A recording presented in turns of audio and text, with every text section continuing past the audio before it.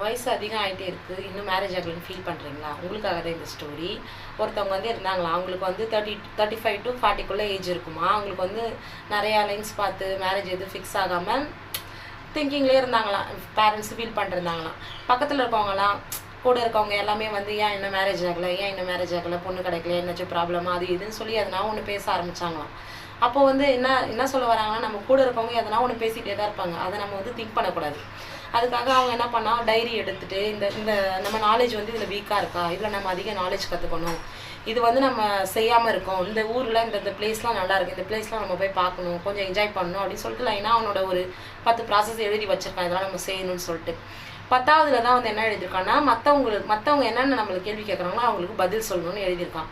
அந்த 9 ப்ராசஸ் அவன் கரெக்டாக செஞ்சுட்டு இருந்தானா அந்த 10ஆவதுக்காரங்களுக்கு நம்ம பதில் சொல்ல வேண்டிய அவசியமே இல்லை. ஏன்னா நம்ம திங்கிங் ஏன் அவங்கக்கிட்ட கொண்டு போகணும், நம்ம என்ன நினைக்கிறோமோ அதை நம்மளா எடுத்துகிட்டு போகணும். அவங்க என்ன நினைப்பாங்க, இவங்க என்ன நினைப்பாங்கன்னு அவங்களுக்கு நம்ம பதில் சொல்ல வேண்டிய அவசியம் வரப்போகிறது கிடையாது. அந்த 9 ப்ராசஸ் அவன் செய்கிறதுக்குள்ளேயே அவனுக்கான லைஃப் அவனுக்கு கிடைக்க போகுது. இவங்க லைஃப் கொடுக்கறதுக்காக ஏதாச்சும் பேசிக்கிட்டே இருப்பாங்க. அடுத்தவங்க பேசுகிறது எப்பவுமே காதில் வாங்காதீங்க.